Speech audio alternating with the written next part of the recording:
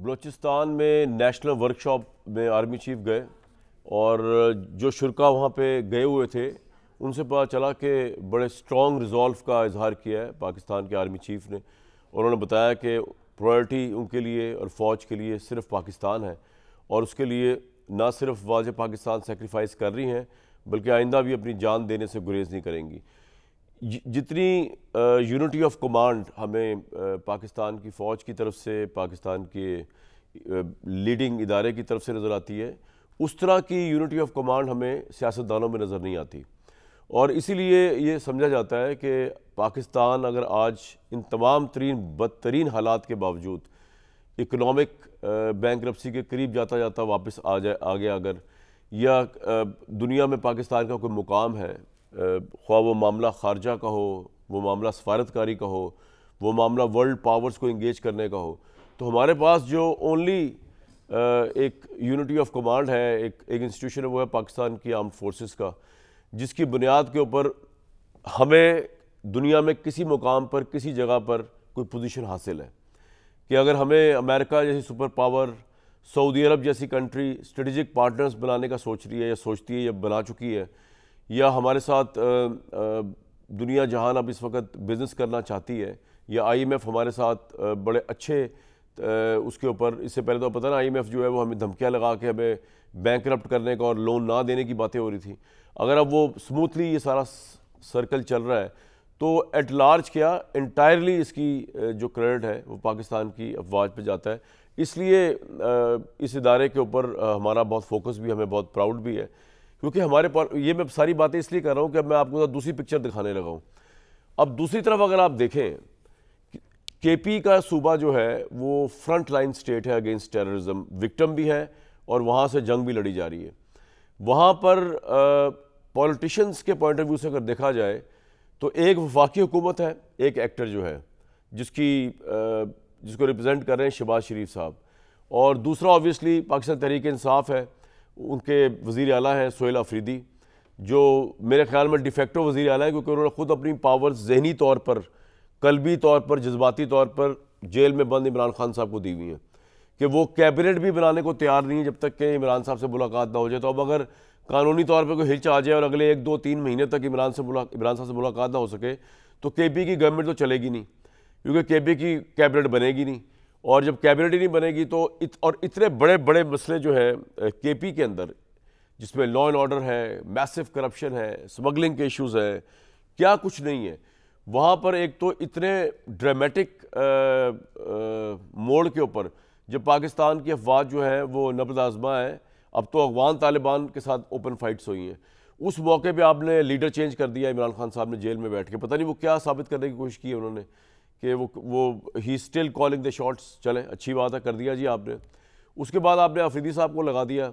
अफरीदी साहब बड़ी अच्छी बात है, जियाले हैं, कमिटेड हैं, लेकिन जितनी कमिटमेंट वो इश्क इमरान के साथ दिखा रहे हैं उससे अगर आदि भी इश्क पाकिस्तान और इश्क केपी के होंगे उनके अंदर, मैं उनको चैलेंज नहीं कर रहा, लेकिन उसको भी ज़रा डिमॉन्स्ट्रेट करें, तो थोड़ा सा अपना रवैया थोड़ा चेंज करें, थोड़ा सा नखरा थोड़ा चेंज करें। मुल्क इस हालत जंग के अंदर है, ये नखरे जो है इश्क के, हसीनाओं के, आशिक के, माशूक के, हम रिस्पेक्ट करते हैं आपके आशिक, आप माशूक हैं, बनाया हुआ आपने, बिलवेड है आपके लीडर हैं इमरान खान साहब, पाकिस्तान की शायद मेजॉरिटी उनको लाइक करती हो, लेकिन इस वक्त पाकिस्तान के सर्वाइवल का सवाल हुआ है। वहाँ पर हम डबल फ्रंट से केपी के अंदर लड़ाई लड़ रहे हैं, एक वो जो दहशतगर्द इन्फिल्ट्रेट करके आ रहे हैं और दूसरे उनके सहूलतकार जो अफगान गवर्नमेंट है जो उनको फैसिलिटेट भी करती है और डराने करती है। पाकिस्तान ने इतनी फैंटी लगाई कि दोहा के अंदर जो एग्रीमेंट हुआ है, आप उनकी शक्ल अगर देखें, तालिबान के जो आए हुए थे रिप्रेजेंटेटिव, वहाँ पे उनको ऑब्वियसली मुंह लटका हुआ था और उससे चल रहा था पता रात का पूरा फसाना।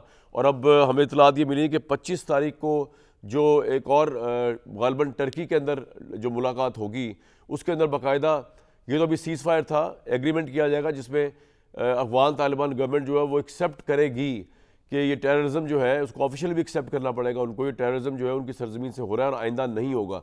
ये पाकिस्तान की बहुत बड़ी कामयाबी है, ऑब्वियसली पाकिस्तान की इस्टेब्लिशमेंट की बहुत बड़ी कामयाबी है। एक तो वॉर में उनको छक्के छड़ाए और उनको ज़मीन पर ले आए बेसिकली, और घुटनों के बल ले आए, और उसके बाद जो है अब वो भी ये एक्नॉलेज करने को तैयार है और वो भागे भागे गए कतर के पास जो अफगान गवर्नमेंट है, और उन्होंने अपील की सीज़ फायर की, उन्होंने अपील की, एग्रीमेंट की, और उन्हीं की अब रियलाइजेशन भी आएगी इंशाल्लाह अब आइंदा आने वाले दिनों में, जब एग्रीमेंट होगा और उसमें वो ये बताएंगे कि आइंदा टेररिज्म वहाँ से नहीं होगा। तो ऐसे मौके पे जब डोमेस्टिकली टेररिज्म का शिकार है केपी, एक्सटर्नली दुश्मन है, उधर से वो इंडिया जो है उसने अपनी प्रॉक्सी बनाया हुआ है, अफगानिस्तान को बनाने की कोशिश कर रहा है, वहाँ उनकी शय पे वो यहाँ पे हमले कर रहे हैं। ऐसे मौके पे जो वफाक का एटीट्यूड है वो कितना ऑब्जेक्शनेबल या उसके ऊपर सवाल उठ सकता है कि रोज़ उठ के एक मिनिस्टर जो है कभी कह रहा है कि जी ये सुहेल अफरीदी जो है ये दहशतगर्दों का सहूलतकार है। पहले तो उसको वज़ीर आला नहीं बनने दे रहे थे, उन्होंने कहा तुम्हारी जुर्रत कैसी, तुम वज़ीर आला बनो, वो वज़ीर आला बन गया। उसके बाद वो एक और मिनिस्टर साहब का बयान आया, उन्होंने कहा जी इसकी जुर्रत क्या है कि ये फ़लाँ काम करे फ़लाँ काम करे।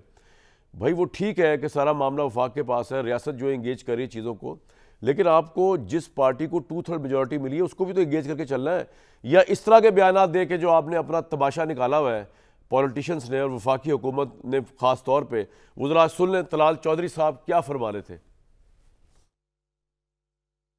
कहा यह गया कि ये गाड़ियां नकारा हैं, ये तज़हीक हैं। इंटरनेशनल स्टैंडर्ड पर जो बुलेट प्रूफ होने के लवाजमात होने चाहिए वो इस गाड़ी में मौजूद है। दहशत गर्दों के खिलाफ आप लड़ना ही नहीं चाहते, आपके पॉलिटिकल मोटिव्स हैं। ऐसा बंदा अपनी फोर्स को लीड कैसे करेगा? ये सुहेल बुजदार लगाया गया है, सोच समझ के लगाया है कि ऐसा कम अकल और बचगाना सोच वाला बंदा लगाया जाए जिसको कौमी मुफाद और अपनी जिम्मेदारी जो उसने हलफ उठाया है उसकी बजाय वो सियासी पॉइंट स्कोरिंग और अपने बानी को खुश करने के लिए बयानात और इस तरह के ड्रामे करे। उन्होंने किसी मुजरम को रहा कराने का हलफ नहीं लिया, अपनी 4-4 बुलेट प्रूफ लेके घूमते हैं, वो उनको दे दें। फिर 148 के तहत आप आजाद नहीं है कि आप ऐसे फैसले करें। वजीर आला बदलने से ये जंग नहीं रुकेगी, हम ऑपरेशन नहीं होने देंगे, हम एक्शन नहीं होने देंगे। वजीर आला बदलते तुम थक जाओगे, एक्शन होता हुआ रुकता नजर नहीं आएगा।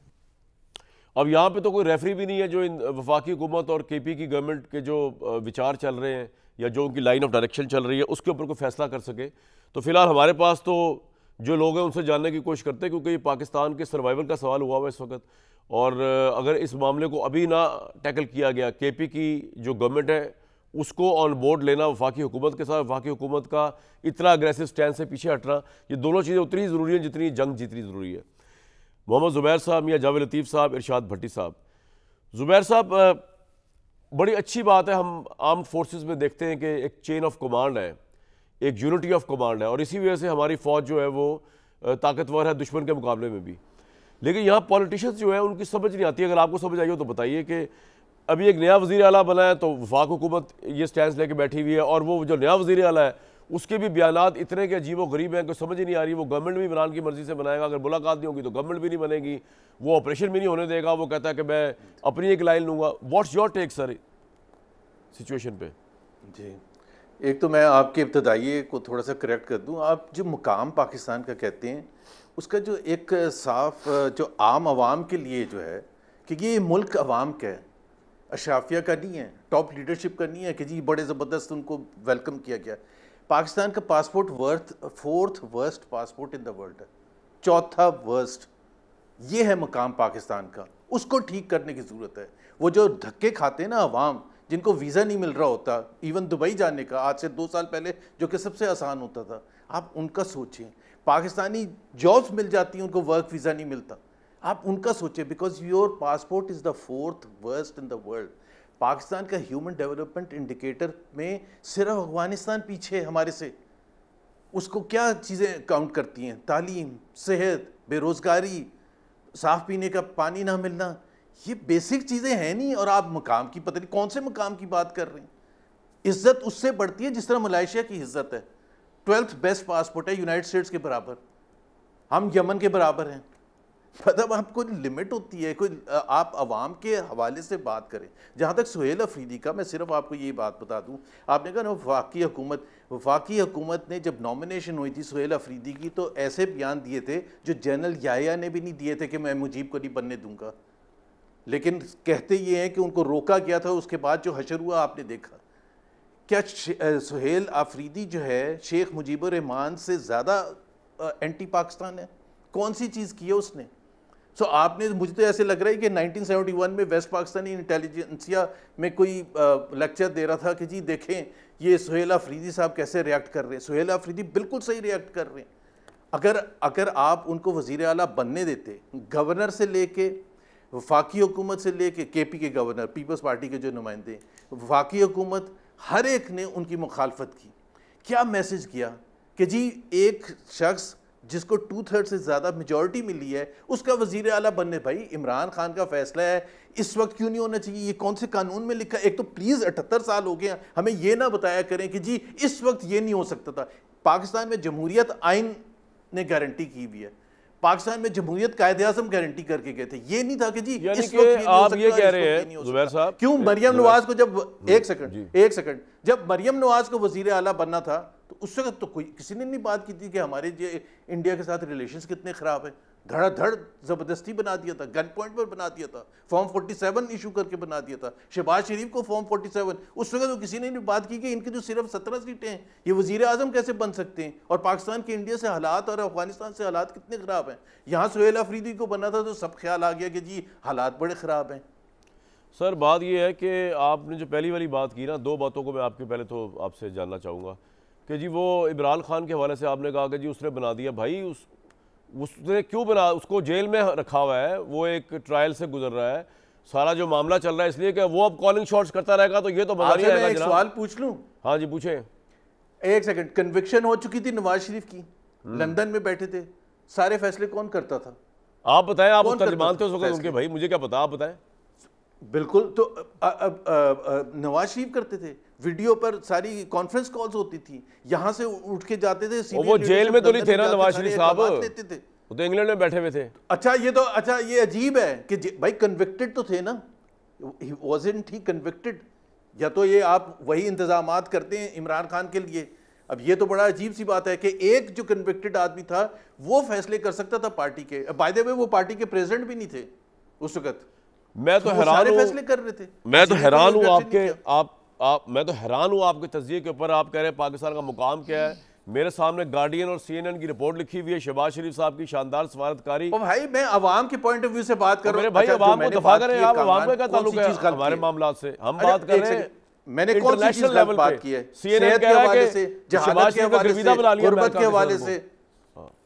आप जले भाई, जले यार। तो पाकिस्तान के अवाम को 12 करोड़ अवाम को जो रोटी नहीं मिल रही है, भाई ना मिले हमें से क्या यार, वो इससे क्या सेटिस्फैक्शन लेंगे? मियां जावेद लतीफ को मिल रही है, 40% अवाम को तालीम नहीं मिल रही, वो इससे क्या सेटिस्फैक्शन लेंगे? प्रॉब्लम क्या है यार? उनके लिए फायदा होना चाहिए। इमरान खान को भी मिल रही है, देसी मुर्गे मिल रहे हैं उनको अंदर जेल में बैठ के, ऐसे किसी कैदी को मिले? हमें रोटी मिल रही है, रोटी का मसला उठाया कर यार। ये गरीबों का शो नहीं है मेरे भाई, ये जरा एलीट क्लास का है जिसमें आप जैसे एलीट बैठे हो। मियां जावेद लतीफ, शेखुपुरा के वाइल्ड किंग, इरशाद भट्टी इस्लामाबाद के, मैं क्या बताऊं कौन से किलर, वो लफ्ज यूज नहीं करना चाह रहा। इमरान खान जेल में आराम से देसी मुर्गे मछलियां पता नहीं क्या कुछ खा रहे हैं। कौन से गरीबों का मसला है यार? दफा करें आप, गरीबों का शो ही नहीं है ये ना। हमारा कोई ताल्लुक ही नहीं गरीबों से मेरे भाई। आप बात करें जरा लेवल पे। मैं आपसे CNN, गार्डियन, शहबाज शरीफ की सफारतकारी, ट्रंप को पागल बना दिया, ट्रंप को ये कर दिया, मैं वो बातें कर रहा हूँ। आप कह रहे हैं गरीब के साथ। भाई गरीब भाड़ में गया यार, गरीब से क्या ताल्लुक है हमारा? गरीब जिएगा इस मुल्क में। ये सारी दौलत जो है अगर कानून कहीं बह भी जाए सैलाब में, ये गरीब फिर भी जिएगा। आपका मसला क्या है जुबैर साहब? मैं वापस आता हूँ आपके पास। मियां जावेद लतीफ साहब इनकी बातों को सीरियस ना लिया कर, दिल जले लोग बैठे हुए हैं, गरीबों की बातें करवा लो जी इनसे, खुद ये लोग देखें कहीं ज़िंदगी गुजार रहे हैं। तो मियां जावेद लतीफ साहब अब 148 उन्होंने कहा लगेगा।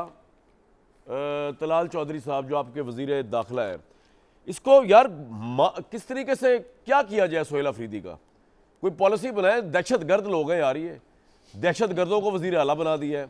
इसके खिलाफ कोई टाटा टाइप कार्रवाई होनी चाहिए, वो जो होती थी दहशत गर्दी की। क्या ख्याल है मियां साहब?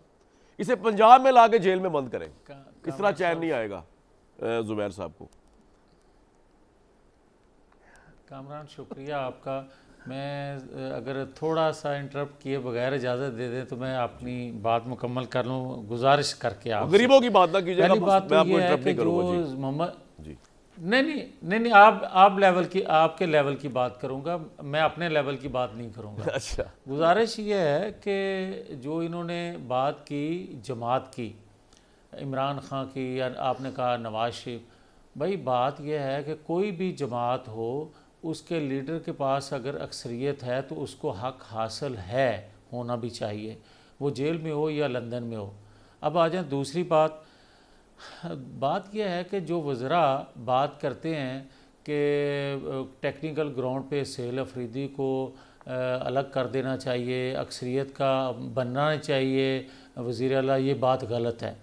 और मैं शुक्र अदा करता हूँ कि पॉलिसी साज़ों ने ये जो काम किया है कि कोई टेक्निकल ग्राउंड पे या पसंद नापसंद की बुनियाद पे अक्सरियत को अक़लियत में नहीं बदलने दिया, बल्कि अक्सरियत का नुमाइंदा मुंतखब होने दिया है। अब बात यह है कि मैं क्यों खुश हूँ इस बात पे। मैं इसलिए खुश हूँ कि सहेल अफरीदी साहब जो कुछ भी कहते आए या आज करेंगे, कम से कम कौम के सामने उनका चेहरा या उनकी जमात का चेहरा बेनकाब होगा।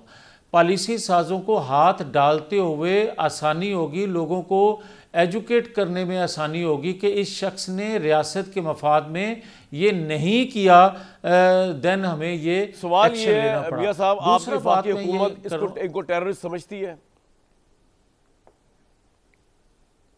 देखें, जो टेररिस्ट हैं उनको टेररिस्ट समझना नहीं, उनको सज़ा होनी चाहिए। मैं यही तो अर्ज़ करना चाहता हूँ और बारहा आपके प्रोग्राम में भी कह चुका हूँ कि सहूलतकारी मुयस्सर 2 साल से कैद शख्स को है, रही है और है भी। और उनके जो यस बिल्कुल बिल्कुल, देखें जो कुछ वो फरमान जारी करते हैं, जो सोशल मीडिया उनका कहता है, जो रियासत के मुतल्लिक़ उनकी पॉलिसी होती है, जो अफ़गानिस्तान के हवाले से, जो तालिबान के हवाले से, जो खैबर पख्तूनख्वा में बसाए हुए, उसका नाम बताएं, कौन है वो जो इमरान खान की सूरतकारी कर रहा है बीवी और मियाँ साहब के सीने पे सांप लौट रहे, मियाँ जावेद लतीफ़ साहब के? कौन है वो सूरतकार? मैं कामरान साहब अगर इजाज़त दे दें तो मैंने पहले रिक्वेस्ट की थी मुझे बात मुकम्मल करने का मौका दे दें। मैं ये अर्ज़ करता हूँ कि देखें यार, दुनिया जान रही है, पाकिस्तान समझ रहा है, पाकिस्तानी कौम समझ रही है कि अफ़गान तालिबान या आज के जो सेटअप है उसका पाकिस्तान के साथ बिहेव या पाकिस्तानी कौम के साथ जो दहशतगर्दी हो रही है उसमें क्या वो उनकी सहूलत या उनकी सरपरस्ती नहीं कर रहे, और क्या तालिबान जो हैं जिनको और ख़ास तौर पर अफ़गानियों को पाकिस्तानी कौम पहले भी कदर की निगाह से देखती थी, आज भी देखती है, मगर क्या मेरे मुल्क के अंदर अगर आप दहशतगर्दी को परवान चढ़ाएंगे या आप प्रॉक्सी बन जाएंगे इंडिया की, तो मैं बर्दाश्त करूंगा नहीं? आप ये हाल में इमरान खान और उसकी पार्टी केपी के अंदर प्रॉक्सी है इंडिया की और दहशतगर्दों की सहूलतकार है?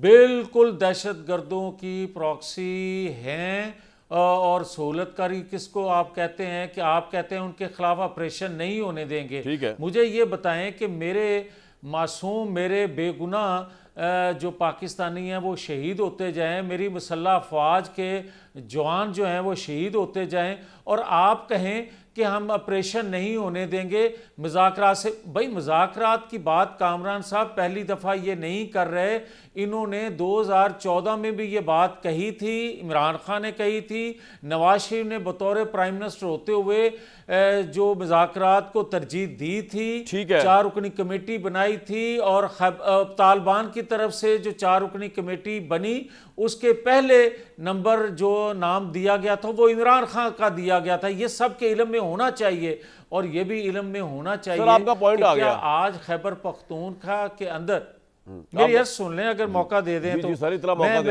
मैं ये अर्ज करना चाहता हूँ, जो नहीं थोड़ा सा और मौका दें। मैं जो मोहम्मद ज़ुबैर साहब कह रहे थे ना कि पाकिस्तान के पासपोर्ट की या पाकिस्तान आज कितने नंबर पे है, तो मैं ज़ुबैर साहब की खिदमत में ये अर्ज़ करना चाहता हूँ कि रातों रात पाकिस्तान इस सतह पे नहीं आया। पिछले अदवार में जो कुछ बोते रहे वो आज हम काट रहे हैं, और जिन जिन का गुनाह था वो सारा खुल के कहना चाहिए। हाँ, रातों रात पाकिस्तान को जो पजीराई मिली है वो इंडियन जंग के बाद मिली है, और ये कभी नहीं होता इस तरह के मौके पाकिस्तान को मिले हों। पाकिस्तान को 2 दफ़ा मौका मिला, जब पाकिस्तान एटमी कुव्वत बना, और या आज मिला जब इंडिया को शिकस्त दी। और आज अगर पाकिस्तान को जो पजीराई मिली है, क्या आप ये चाहते हैं कि पाकिस्तान के अंदर दहशतगर्द नहीं नहीं जुबैर, एक सेकंड मैंने आपका भी क्विकली सर, मियां साहब क्विकली कर रहे हैं, प्रोग्राम आधा निकल गया है। सुनिए, कर लिया। मगर मैं ये अर्ज करना चाहता हूँ कि देखें, किसी तौर पर भी पाकिस्तान के अंदर तालिबान जिनको यकीनन हम सपोर्ट करते आए हैं, पाकिस्तान के अंदर कोई दहशतगर्दी करेगा या इंडियन के साथ तो आप उसको छोड़ेंगे नहीं, समझ आ गया पॉइंट आपका। कभी ये सुना था आपने? वैसे आप लोगों का क्या लेना देना है देखा था कि दहशतगर्दी से यार? कहते हैं कि आप लोगों को खवातीन को जो है तालीम हासिल नहीं होने देंगे। पॉइंट हो गया सर, एक दिन आप कहते हैं कि डबल पॉइंट आ गया भाई, डबल आ गया। भट्टी साहब, अगले दिन आप खवातीन को बुला यार, लेते हैं। इनको अकेला बुलाया करें यार। मियां साहब आपका पॉइंट आ गया। आपके दोस्त है साबिक, क्या करूं यार जुबैर साहब, मैं तो दो दोस्तों में फंस गया।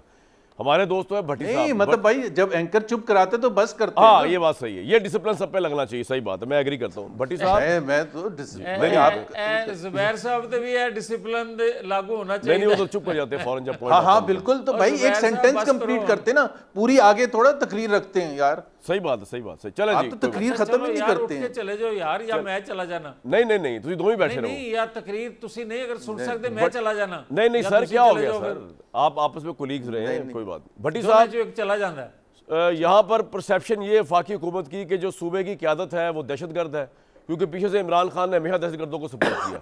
इस तरह किस तरह हम आगे चलेंगे या चल सकते हैं इसके बावजूद भी?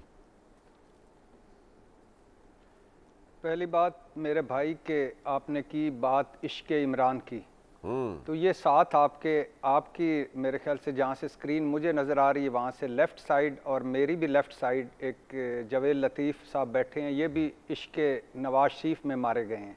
अच्छा। और इसका मतलब है कि इस मुल्क में इश्क नवाज शरीफ भी है और इस मुल्क में इश्क भुट्टो भी है। और ये अभी ज़ुबैर साहब बात कर रहे थे कि जब नवाज शरीफ साहब जेल में थे तब भी फैसले वो कर रहे थे, जब आसिफ अली जरदारी साहब जेल में थे तब भी वो फैसले कर रहे थे, जब नवाज शरीफ साहब इश्तिहारी और मुजरम थे तो वो सुप्रीम बार कौंसिल से खिताब फरमा रहे थे और लाइव लंदन से।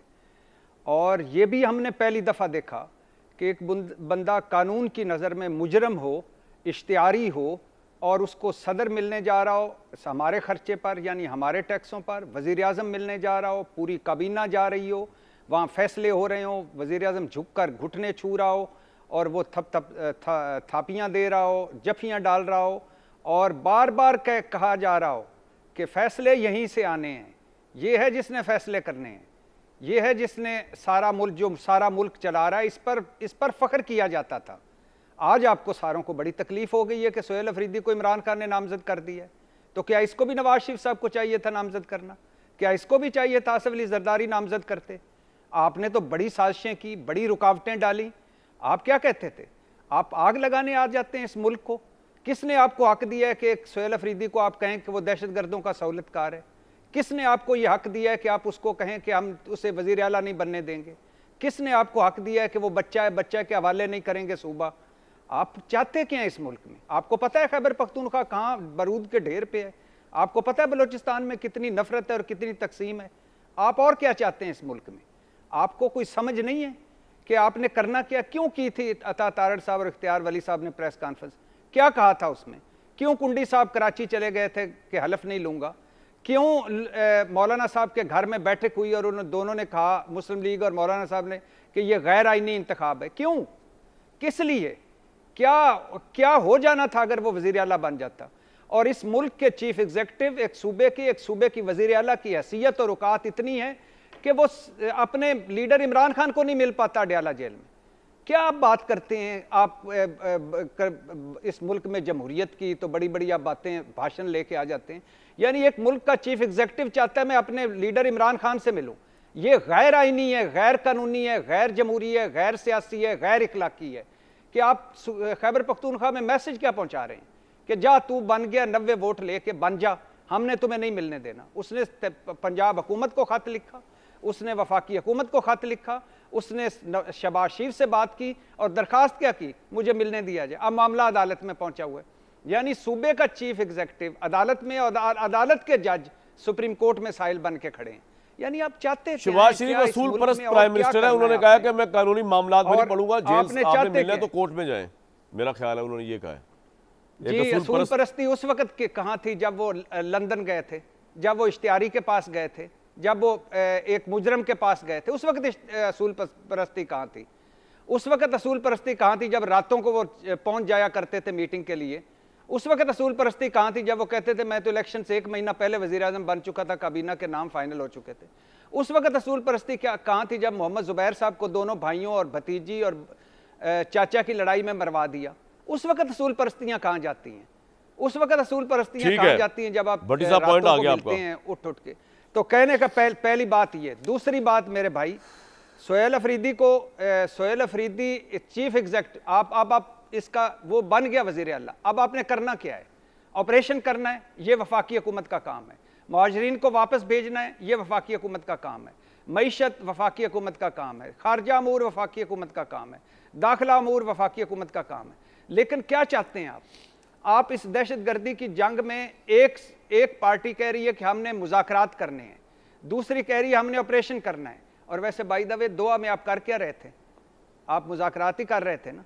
आप तो कहते थे मुज़ाकरात होनी नहीं चाहिए, फिर ख्वाजा आसिफ साहब वहाँ क्यों फख्रिया लहजे में फरमा रहे थे कि मुज़ाकरात हो गए, बड़ी बातचीत हो गई। हालांकि मुझे लगता है ये चंद दिन चलेंगे, जो लातों के भूत हैं वो बातों से नहीं मानेंगे, और मैं ऑपरेशन के हक में हूँ। लेकिन दहशतगर्दी की जंग अगर आपने जीतनी है, जो कि पाकिस्तान की जंग है, आपकी जंग है, मेरी जंग है, मेरे आने वाले बच्चों की जंग है, और इस फौज के वो शहीद जवानों की जंग है, तो फिर खैबर पख्तूनख्वा को साथ मिलाएं, सोहेल अफरीदी को बुलाएं। कैसे मिलाएं? मैं आपका पॉइंट आ गया, मिल ले भाई, सारा दिन इमरान खान के साथ गुजार ले। पॉइंट आ गया। नहीं सर, ऐसे नहीं होगा, और उसको साथ बिठाएं, ऐसे नहीं होने देंगे हम। सारा दिन वो इमरान खान के साथ गुजार ले, ये क्या बात हुई भाई? ये तो हम नहीं होने देंगे। बात ये है जुबैर साहब कि जब इस मुल्क का वज़ीर दाखिला बराए मुमलिकत जो है वो कह रहा हो कि ये दहशतगर्द है, वज़ीर आला KP और इमरान खान साहब, जब मुल्क का इंफॉर्मेशन मिनिस्टर कह रहा हो कि ये दहशतगर्दों के सहूलतकार हैं, KP CM और इमरान खान साहब, मियाँ जावेद लतीफ़ साहब आपके सामने बैठ के कह रहे हो कि इमरान खान और उनका पूरा कबीला जो है, ये KP का जो पोलिटिकल कबीला है, ये दहशतगर्द है, तो फिर आपको क्या एतराज़ है इस बात पे? उसको उस तरह डील किया जाएगा ना फिर जिस तरह दहशतगर्दों को डील किया जाता है सहूलतकारों को। मैं इसलिए कामरान, मैं इसलिए याद दिलाता हूँ कि इन सबको नवाज शरीफ की वो तकरीरें और वीडियो मैसेजेस, इंटरव्यूज़ दिखाने चाहिए जिसमें नवाज शरीफ ये पूछते हैं कि मुजीबुर रहमान को आपने क्यों नहीं पावर ट्रांसफ़र की। मुजीबुर रहमान के ऊपर अगरतला कॉन्स्पिरेसी केस था, मुझे नहीं पता उसकी हकीकत क्या है, बट क्वेश्चन जो मियाँ नवाज शरीफ रेज करते थे बिल्कुल सही रेज करते थे कि अवाम ने वोट दिया है, आप इलेक्शन में गए, अवाम ने वोट दिया, now transfer the power, this is what the logic. और सारे बैठ के, मैं, मियाँ जावेद लतीफ़ और सारे बैठ के सर झुका के कहते थे आप बिल्कुल सही कह रहे हैं। क्या आपने दोबारा वही कंडीशंस क्रिएट करनी है? कौन फैसला पाकिस्तान के अवाम ने करना है। फैसला KP के अवाम ने कर दिया कि जी यहाँ PTI की हुकूमत होगी, कौन चीफ मिनिस्टर बनेगा वो उनका काम है। ये कौन सा क्वेश्चन रेज करने की बात है कि जी हमने बनने दिया? अभी भी जावेद लतीफ़ साहब कह रहे हैं हमने बनने दिया। आपके पास चॉइस क्या थी? आपने तो बड़ी ट्राइयां मारी थी, आपने तो ब्राइब करने की कोशिश की थी। आप जैसे मेरा मतलब है इनके साथियों ने नहीं जुबैर नहीं सुन ले आपने कोर्ट पहुंच गए। एक सेकंड मेरे साहब, आपकी बारी आएगी अभी इनके बाद। आप कोर्ट पहुंच गए थे, आपके गवर्नर ने, आपका अलाई ने कहा कि इनके सिग्नेचर्स नहीं मैच करते, मैं नहीं एक्सेप्ट करूंगा, जबकि उनके पास कोई राइट था ही नहीं एक्सेप्ट करें या रिफ्यूज करें। उनका कोई कॉन्स्टिट्यूशनल राइट नहीं था। उन्होंने कहा मैं ओथ नहीं दूंगा, उनका कोई कॉन्स्टिट्यूशनल राइट नहीं था। आप लोग हरकतें क्या करते हैं? आप तो ईस्ट पाकिस्तान से वर्स्ट हरकतें कर रहे हैं। और फिर बड़े कहते हैं कि हमने जुबैर साहब ने बड़ी खतरनाक गुफ्तगू कर दी है कि ईस्ट पाकिस्तान वाले हालात हमें याद करा रहे हैं। मैं एक ब्रेक के बाद, ये तो ब्रेक मैं ये नहीं कह रहा, मैं कह रहा हूं कि इनको मियां नवाज शरीफ की तकरीरें सुनाएं कि मियां नवाज शरीफ क्या कहते हैं ईस्ट पाकिस्तान में ट्रेजेडी कैसे हुई थी। सर पॉइंट आपका, इसलिए पहले एक जुमला मुझे कहने की इजाजत दे जावेद साहब, ब्रेक के बाद मैं कह रहा हूं जावेद लतीफ साहब, फिर मुझे जी मियां साहब बोले, मेरी सिर्फ लास्ट जी जुबैर साहब बोले, लास्ट सेंटेंस इन्होंने कहा कि जी आहिस्ता आहिस्ता होता है, आहिस्ता, यार सुन तो ले, जी आहिस्ता आहिस्ता ठीक होता है। 1971 से लेके 20 साल फौज ने ज़ियाउल्लाह कर, अगर आप कामरान आपको रोक रहे हैं तो यार दूंगा आपको सर। जुबैर सर मुझे एक ब्रेक लेने दें, बहुत टाइम हो गया, पॉइंट आ गया आपका, इस जवाब देंगे आप मियां साहब? एक ब्रेक। तो जनाब महमूद अचकज़ई साहब को कौमी असम्बली ऑपोजिशन लीडर नामजद कर दिया गया, देखते हैं कामयाब होते हैं कि नहीं होते। लेकिन मियां जावेद लतीफ़ साहब, इतना कुछ है वफाकी हुकूमत की प्लेट में वो क्रैकडाउन चल रहा है, वहाँ पंजाब के अंदर भी जो इंतहा पसंदों के ख़िलाफ़ बलूचिस्तान के मामले भी चल रहे हैं, केपी का मामला भी चल रहा है। तो मेरा ख्याल से थोड़ा आप लोगों को ठंडे नहीं कर देना चाहिए केपी वाला मामला, जान छोड़ दें उसकी सोहेल अफरीदी की थोड़े अरसे के लिए। देखें कामरान साहब, मैं गुजारिश कर दूं, मैं इससे 100% इत्फाक करता हूं कि अक्सरियत को अक़लियत में नहीं बदला जाना चाहिए। सही है। मैं बात करता हूं शेख मुजीबुर रहमान के पास उस वक्त अक्सरियत थी तो उसको प्राइम मिनिस्टर बनना चाहिए था, रास्ते में रुकावट नहीं होनी चाहिए थी। और उस वक्त नवाज शरीफ यही बात किया करते थे जिसको ज़ुबैर साहब कोट करके करें। मैं एक जो बात अब करने लगा हूँ, पहले मैं माजरत कर लेता हूँ ज़ुबैर साहब से, क्योंकि ये इनको मेरी तकरीर पसंद नहीं है और मेरी गुफ्तगू को तकरीर कहते हैं, मगर मैं इसकी खिदमत में ये अर्ज़ करने लगा हूँ कि नवाज शरीफ साहब के बारे में, क्योंकि आप साथ रहे हैं, मैं नहीं रहा आपके बड़ों के साथ, मगर मैं नवाज शरीफ के साथ था हूँ, आप भी रहे हैं। आप इस तरह की गुफ्तगू ना किया करें कि आप जो बात करते हैं कि जनाब बड़ी ज़्यादती है कि मशरक़ी पाकिस्तान, आप मशरक़ी पाकिस्तान बांग्लादेश बना कैसे, आपको थोड़ा सा ये याद करना चाहिए, क्योंकि किताबों में मैंने पढ़ा है, मैंने सुना है उस वक्त कि आपके बड़ों का किरदार भी कैसा था मशरक़ी पाकिस्तान को बांग्लादेश बनने तक। इसलिए ना छेड़ा करें। आइंदा अगर आप मेरे साथ किसी प्रोग्राम में बैठें तो मेरा ख्याल बेहतर यही होगा कि आप ना नवाज शरीफ के मतलब बात करें, मैं ना किताबों में जो मशरक़ी पाकिस्तान के हवाले से आपके हवाले से लिखा गया है ना मैं वो जिक्र करूं। ये ज़्यादा अच्छी बात है कि हम किसी के घरों तक ना जाएं। अब आ जाएं जो बात कामरान साहब आप फरमा रहे हैं, मैं घरों तक नहीं किया था भाई, मैं नवाज शरीफ की पॉजिटिव बात कर रहा था कि आप उनकी तकरीरें सुने। आपको ये कोई राइट नहीं मिलता कि आप पर्सनल बातें करना। मैंने नवाज शरीफ भाई, आपको ये राइट नहीं है, आपको भी ये राइट नहीं है कि आप मेरी बात को मुकम्मल होने दें, मेरी अपनी बारी पे बात भाई कर लें, ज़ुबैर भाई, और आप अपनी बारी पे बात कर लें। अब आ जाएं, इससे आगे चले यार, मौजूदा हालात में आ जाएं, छोड़ दें मुजीबुर रहमान को, दफा करें यार, लानत भेजें उसमें। जो खैबर पख्तूनख्वा की सूरत हाल है, मैं किसी तौर पर भी इस हक में नहीं हूँ कोई वज़ीर बयान दे, कोई और हुकूमती नुमाइंदा बात करे, फैसला तो नवाज शरीफ ने करना है। 2013 में भी सादा अक्सरियत नहीं थी, मगर अक्सरियत थी PTI के पास। तो सूबे में वफाकी हुकूमत के, मेरी बात सुन लें, ये जो वफाकी वज़रा ने स्टेटमेंट दिया, लेकिन नवाज शरीफ का वोट यही था कि आप अक्सरियत को मुंतखब करने दें, ना कि उसको अक़लियत में बदलें। इसके कभी असरात अच्छे नहीं होते। जिस तरह कि मैं अभी भी कह रहा हूँ कि सेल अफरीदी मुंतखब वज़ीर आला हैं, वज़ीर आला उसको मानना चाहिए, उसके साथ बिहेव भी वही करना चाहिए, मगर बतौर चीफ एग्जेक्टिव के सूबे के अगर, और जो कि खुदा करे ना ऐसा हो, अगर ऐसा वो करते हैं जो इमरान खान की ख्वाहिश है कि अफ़गानिस्तान के साथ मिल के जो वहाँ ऑपरेशन रुकवाने की वो ज़रूरत महसूस करते हैं, या दहशतगर्दों को पनाह देने की बात करते हैं, या काबल में जिस तरह कप लहराया गया था चाय का, उस तरह का कोई सोच रखता है तो उसके खिलाफ रियासत को एक्शन करना होगा। मियां साहब, सवाल है मेरा आपके लिए, सियासी मुखालफत अपनी जगह पे, कोई ऐसी बात नहीं, लेकिन आप जिस तरह वफाकी हुकूमत समझती है कि इमरान खान साहब या वज़ीर आला केपी जो दहशतगर्द या उनके सहूलतकार हैं, नवाज शरीफ साहब का भी ये ओपिनियन है तहरीक इंसाफ के बारे में कि वो दहशतगर्द हैं या सहूलतकार दहशतगर्दों के, मियां नवाज शरीफ साहब का? मैं अर्ज़ कर दूं, मैं एक कारकुन हूँ सियासी, मैं ये आज भी कह रहा हूँ कि खैबर पख्तूनख्वा में हुकूमत दहशतगर्द नहीं है, मगर उनका अमल जो है वो बताएगा आज की, क्योंकि अली मीन गंडापुर को हटाने की वजह ये थी कि उनको ये था कि काफ़ी हद तक वो मरकज़ की पॉलिसियों के करीब हो गए हैं। नए बंदे को लगाने का मकसद ये है। सर पॉइंट आ गया आपका, बिल्कुल ठीक है, मियां साहब का पॉइंट आ गया।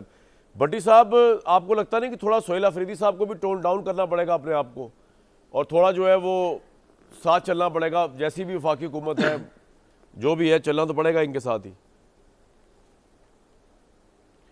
देखिए, एक चीज़ पे मुझे लगता है कि खैबर पख्तूनख्वा को और खैबर पख्तूनख्वा की क़ियादत को और इमरान खान साहब को ख़ुद बैठना चाहिए, ख़ुद बात करनी चाहिए, ख़ुद साथ चलना चाहिए।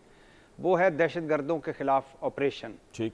दहशतगर्दों के खिलाफ ऑपरेशन आखिरी दहशतगर्द तक जाना चाहिए, आखिरी दहशतगर्द ठिकाने तक जाना चाहिए, क्योंकि ये बातों से मानने वाली नहीं है। मैं दुआ कर रहा हूँ कि ये दोहा मुआहदा जो है, इसके बाद इस्तांबुल और इसके बाद काबुल और इसके बाद इस्लामाबाद, ये सब ठीक जाए। लेकिन देख लीजिएगा, देख लीजिएगा कि ये मुझे नहीं तोड़ चढ़ता नज़र आ रहा कुछ दिन बाद फिर से, क्योंकि पीछे इंडिया है, आगे अफ़गानिस्तान है, आगे खारजी हैं और 2600 किलोमीटर की सरहद है, और फिर उस जो अफ़गानिस्तान में आधे हमारे हक़ में, आधे हमारे मुखालिफ हैं। और सूरत हाल ये है कि उन्होंने जो साउथ एशिया इंडेक्स है, उन्होंने दावा किया कि सिराजुद्दीन हक्कानी को उन्होंने नज़रबंद कर दिया, तमाम उनका नेटवर्क ख़त्म कर दिया, और वजह कि वो पाकिस्तान से कोऑर्डिनेशन में थे, वजह कि वो शायद पाकिस्तान इस रजीम को गिरा कर उनको बनाना चाहता है। तो ये सूरत हाल है, बड़ी टेंशन है। लेकिन इस मामले पे होना चाहिए। इसके अलावा क्या करें वो यार, सूबा वफाक पैसे उनको नहीं दे रहा, वफाक उनसे सुतेलों वाला सलूक कर रहा है, वफाक उनको क्या, फॉर एग्जांपल सोहेल अफरीदी ने कल तकरीर की 3 मुतालबे किए, क्या बुरा है इसमें कि जो 2 मुज़ाकरात हैं उसमें हमें भी एतमाद में लिया जाए। तो क्यों ना लिया जाए भाई, ले लें, अगर ओपन नहीं तो इन कैमरा ले लें। गाड़ियाँ जो बुलेट प्रूफ गाड़ियाँ या नकारा हैं भाई, बंदा चला जाए पास और उनके कह के आए इंस्पेक्शन कर लेते हैं, और वो कहते हैं फंड्स दें, क्यों नहीं फंड्स देते, और वो कहते हैं इमरान खान से मुलाकात करवाएं, क्यों नहीं करवाई जाती यार। इसमें कौन सी बड़ी आपकी सारों की जो इस मुल्क से बड़ी ईगोज हो गई हैं, जिद्दें हो गई हैं, झगड़े हो गए, आपके मफादात मुल्क से बड़े हो गए, छोड़ दें छोटी छोटी चीजें, क्या फर्क पड़ता है। 50-50 बंदे नवाज शरीफ साहब को मिला करते थे पूरे पार्टी के, जरदारी साहब आते होते थे तो मनपसंद वाक़े, मनपसंद खुराकें, मनपसंद मुलाकातें, तो करने दें यार। आपका पॉइंट आ गया, कर लें, क्या कर लेंगे। पॉइंट आ गया। जुबैर साहब, मैं आपसे एक फिलोसॉफिकल क्वेश्चन पूछने लगा हूं। देखें, ये जो तहरीक-ए-इंसाफ वाले समझते हैं कि इमरान खान के साथ ज्यादती हो रही है, आपको लगता नहीं कि आप तो बहुत क्लोज रहे हैं एक ज़माने में मियां नवाज शरीफ साहब के, कि उनके साथ भी यही ज्यादतियाँ हुई? उस वक्त इमरान खान बेनिफिशरी थे, आज शहबाज शरीफ बेनिफिशरी है, फ़र्क क्या है? बिल्कुल उनके साथ ज्यादती हुई थी, नवाज शरीफ के साथ, उनकी बेटी के साथ, PMLN के साथ, इसमें कोई दो राय नहीं है। और उस वक्त मैं उसको गलत ही कहता था, कामरान। और दूसरी बात मैं वजाहत कर दूं, मैं जो मियां नवाज शरीफ का रेफरेंस दे रहा था वो पॉजिटिवली दे रहा था। मैं अभी भी ये कहता हूँ कि वो सही, वो जो मैं वीडियो मैसेजेस की, इंटरव्यूज़ की बात कर रहा था, वो बिल्कुल सही बात कर रहे थे। उसमें नाराज़ तो किसी को होने की बात नहीं है कि मैंने एक रेफरेंस ये दे दिया कि जी वो कहते हैं कि जी मेजॉरिटी का हक माना जाए। This is what the message was, whether it was east Pakistan, whether it was any other elections, बिल्कुल ये सही। और दूसरी बात ये है कि मैं ये वजाहत कर दूँ प्लीज़, कि वो कह रहे थे कि आहिस्ता आहिस्ता होता है। 1971 के बाद मुशर्रफ और ज़िया ने 20 साल हुकूमत की, और बाकी 3.5 साल छोड़ दें वो सिर्फ PTI के थे, बाकी कौन था? PMLN, PVP और फौज। तो मतलब जिसने 3.5 साल की सारा जिम्मेदारी उसकी है कि वो आहिस्ता आहिस्ता अब ठीक कर रहे हैं। मतलब ठीक है, 78 साल का, 70 साल का, जब PTI का वजूद ही नहीं था। मतलब सारी हुकूमतों में PMLN, PVP या फौज रही है। आपका पॉइंट आ गया। इलेक्शन कमीशन ने एक बड़ा इंटरेस्टिंग फैसला किया है, बहुत इंटरेस्टिंग फैसला, मैं आपको भी आके बताता हूँ ब्रेक के बाद। एक तो ये पंजाब हुकूमत ने साद रिजवी साहब के साथ से सील कर दी हैं, और उनके नाम पर, साद रिजवी साहब के नाम पर मौजूदा 95 बैंक अकाउंट्स जो है उनको और जायदादों वगैरह इन सबको जो है वो ब्लॉक कर दिया है, ये उज़मा बुखारी साहब ने बताया। और इलेक्शन कमीशन ने बड़ा इंटरेस्टिंग फैसला किया है, उन्होंने पंजाब हुकूमत को 4 हफ्ते और दे दिए हैं, बल्दियाती इलेक्शन पोस्टपोन कर दिए हैं, हल्का बंदियाँ वगैरह पता नहीं क्या होनी। अगर ये इलेक्शन हो गए और इनका रिजल्ट जो है वो बड़ा इंटरेस्टिंग होगा, अगर सब पार्टिसिपेट करते हैं इसके अंदर। कल तक इजाज़त।